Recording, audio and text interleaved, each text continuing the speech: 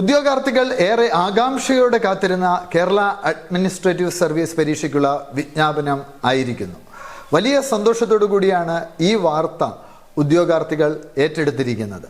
3 ഘട്ടങ്ങളിലായിട്ട് നടക്കുന്ന KAS പരീക്ഷ deputy collector റാങ്കിൽ കരിയർ തുടങ്ങി ഏതാണ്ട് 7 വർഷത്തിനുള്ളിൽ IAS കൺഫർ ചെയ്ത് കിട്ടുന്നതിനുള്ള സാധ്യതകൾ കൂടി ഉദ്യോഗാർത്ഥികളുടെ മുമ്പിൽ വയ്ക്കുന്നു.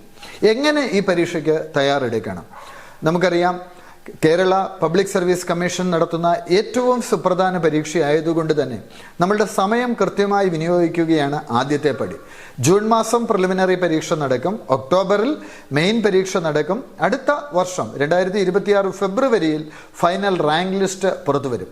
അപ്പോൾ ഈ ഒരു സമയം നമ്മൾ കൃത്യമായി വിനിയോഗിക്കുക എന്നുള്ളത് പ്രധാനമാണ്.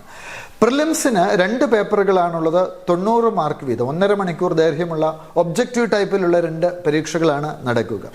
നമുക്കറിയാം, history, geography, economics, polity, science and tech എന്നിവയ്ക്ക് പുറമെ ഇംഗ്ലീഷ്, മലയാളം, മാത്സ് തുടങ്ങിയ സബ്ജക്ട്സും നമുക്ക് പ്രിലിമിനറി പരീക്ഷയിൽ ഉണ്ട്. പ്രിലിമിനറി ഇംഗ്ലീഷിലാണ്, ഒബ്ജക്റ്റീവ് ടൈപ്പാണ്. അതിനുശേഷം മെയിൻ പരീക്ഷ നടക്കുമ്പോൾ മെയിൻ പരീക്ഷ നമുക്ക് ഇംഗ്ലീഷിലോ മലയാളത്തിലോ എഴുതാം. 300 മാർക്കിനാണ് മെയിൻ പരീക്ഷ നടക്കുക. പ്രിലിമിനുള്ള ബഹുഭൂരിപക്ഷം ടോപ്പിക്കുകളും മെയിനിൽ വരുന്നുണ്ട്. മെയിൻ ഡിസ്ക്രിപ്റ്റീവാണ്, എഴുത്തു പരീക്ഷയാണ്. അതിനുശേഷം അവസാന കടമ്പ ഇൻ്റർവ്യൂ, 50 മാർക്കിനാണ് ഇൻ്റർവ്യൂ നടക്കുന്നത്. അപ്പോൾ ഈ തരത്തിലുള്ള ഈ പരീക്ഷയെ നേരിട്ട് നിങ്ങളുടെ കരിയർ സെറ്റ് ചെയ്യാൻ വലിയ സാധ്യത നിങ്ങളുടെ മുമ്പിൽ വരികയാണ്. മാത്രമല്ല, 3 കാറ്റഗറിയിലായിട്ടാണ് പരീക്ഷ നടക്കുക. ആദ്യത്തെ ഘട്ടത്തിൽ ജനറൽ കോമ്പറ്റീഷനാണ്, ആർക്കും അതിൽ കോമ്പീറ്റ് ചെയ്യാം. രണ്ടാമത്തെ ഘട്ടത്തിൽ സ്ട്രീം 2-വിൽ കോമ്പീറ്റ് ചെയ്യുന്നത് സർക്കാർ ഉദ്യോഗസ്ഥരാണ്. സ്ട്രീം 3-ൽ കോമ്പീറ്റ് ചെയ്യുന്നത് ഗസറ്റഡ് ഉദ്യോഗസ്ഥരാണ്. +1 +2 അധ്യാപകരൊക്കെ ഗസറ്റഡ് കാറ്റഗറിയിൽ വരുന്നുണ്ട്. അപ്പോൾ അവർക്കും പോലും ഈ എക്സാം എഴുതാൻ സാധിക്കും. സർക്കാർ ഉദ്യോഗം ലഭിച്ച ആർക്കും എഴുതാൻ സാധിക്കും. അപ്പോൾ ഒരു പിയൂൺ പദവിയിലുള്ള ആൾക്കാണെങ്കിലും അദ്ദേഹത്തിനും എഴുതാം, സ്ട്രീം 2-വിൽ എഴുതാൻ സാധിക്കും. അപ്പോൾ നിങ്ങൾ ഇപ്പോൾ ആയിരിക്കുന്ന ആ പൊസിഷനേക്കാൾ വലിയ പൊസിഷനിലേക്ക് ഡയറക്റ്റ് എത്താനുള്ളൊരു അവസരമാണ് നിങ്ങൾക്ക് ഈ പരീക്ഷ വഴി ലഭിക്കുന്നത്. മാത്രമല്ല, KAS തരുന്ന ഒരു സ്വാതന്ത്ര്യം വളരെ വലുതാണ്. KAS ഓഫീസേഴ്സിന് വേണ്ടി സംസ്ഥാന സർക്കാർ പ്രത്യേകം ട്രെയിനിങ് ഏർപ്പെടുത്തിയിട്ടുണ്ട്.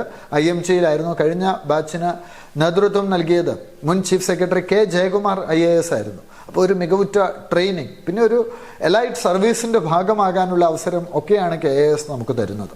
അപ്പോൾ ജൂൺ മാസം പ്രിലിമിനറി നടക്കുന്നു എന്നുള്ളത് കൊണ്ട് തന്നെ ഇപ്പോൾ തന്നെ നിങ്ങളുടെ പ്രിപ്പറേഷൻ ശരിയായ രീതിയിൽ തുടങ്ങുക.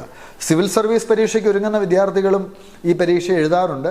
അവർക്ക് സിവിൽ സർവീസിൻ്റെ പ്രിലിമിനറിയും മെയിൽ തന്നെയാണ് നടക്കുന്നത്. ഏതാണ്ട് ഒരുപോലെ തന്നെ അവിടെ പ്രിപ്പറേഷൻ മുൻപോട്ടേക്ക് കൊണ്ടുപോകാൻ സാധിക്കും. Current affairs, science and tech അടക്കമുള്ള എല്ലാ മേഖലകളിലും നിങ്ങളുടെ ഒരു കോമ്പിറ്റൻസി വർദ്ധിപ്പിക്കണം. അപ്പോൾ നല്ലൊരു സ്ട്രാറ്റജി തയ്യാറാക്കുകയാണ് വേണ്ടത്. അബ്സല്യൂട്ട് IAS അക്കാഡമിയിൽ KASൻ്റെ പുതിയ ബാച്ച് ഇപ്പോൾ ആരംഭിക്കുന്നുണ്ട്. കൂടാതെ നിങ്ങളുടെ റൈറ്റിംഗ് സ്കിൽസും ഡെവലപ്പ് ചെയ്യണം. കഴിഞ്ഞ മെയിൻ പരീക്ഷയ്ക്ക് 3 മാർക്കിൻ്റെയും 5 മാർക്കിൻ്റെയും ഒക്കെ ചെറിയ ചെറിയ ചോദ്യങ്ങൾ ഉണ്ടായിരുന്നു. ഇത്തവണ മെയിൻ അങ്ങനെ തന്നെ ആയിരിക്കണമെന്ന് നിർബന്ധമില്ല. കുറച്ചുകൂടി ഡിസ്ക്രിപ്റ്റീവായിട്ട് ചോദ്യങ്ങൾ ചോദിക്കാനുള്ള സാധ്യതയുണ്ട് എന്നാണ് നിരീക്ഷകർ പറയുന്നത്. അപ്പോൾ എന്തു തന്നെയാണ് എങ്കിലും ഈ സാധ്യത പരമാവധി വിനിയോഗിക്കുക എന്നുള്ളതാണ് ഏറ്റവും പ്രധാനപ്പെട്ട കാര്യം. ജനറൽ കാറ്റഗറിയിലുള്ളവർക്ക് കഴിഞ്ഞ തവണത്തെ ടേംസ് പ്രകാരം 32 വയസ്സ് വരെയും, OBC 35, SC ST 37 എന്നിങ്ങനെയായിരുന്നു. ഒരുപക്ഷെ ഇത്തവണ പ്രായപരിധി കൂട്ടാനുള്ള സാധ്യതയുണ്ട് എന്നൊക്കെ പറഞ്ഞ് കേൾക്കുന്നുണ്ട്. വിഡോസിന് 5 വർഷം ഇളവ് ലഭിക്കും. ഒപ്പം ഭിന്നശേഷിക്കാരായിട്ടുള്ള ആളുകൾ, ഓർത്തോപീഡിക് ഡിസബിലിറ്റി ഉള്ളവർക്ക് 10 വർഷം അഡീഷണൽ ആയിട്ട് ലഭിക്കും. മറ്റ് ഡിസബിലിറ്റി ഉള്ളവർക്ക്, ബ്ലൈൻഡ്നെസ്, ഡെഫ്നെസ് ഇങ്ങനെയൊക്കെയുള്ളവർക്ക് 15 വർഷവും അഡീഷണൽ ആയിട്ട് ലഭിക്കും. സർക്കാർ സർവീസിലുള്ള കാറ്റഗറി 2-വിൽ, സ്ട്രീം 2-വിൽ പരീക്ഷ എഴുതുന്നവർക്ക് 40 വയസ്സ് വരെ എഴുതാം. എന്നാൽ കാറ്റഗറി 3-യിലുള്ള ഗസറ്റഡ് ഓഫീസേഴ്സിന് 50 വയസ്സ് വരെ പരീക്ഷ എഴുതാനുള്ള സാധ്യതയാണുള്ളത്.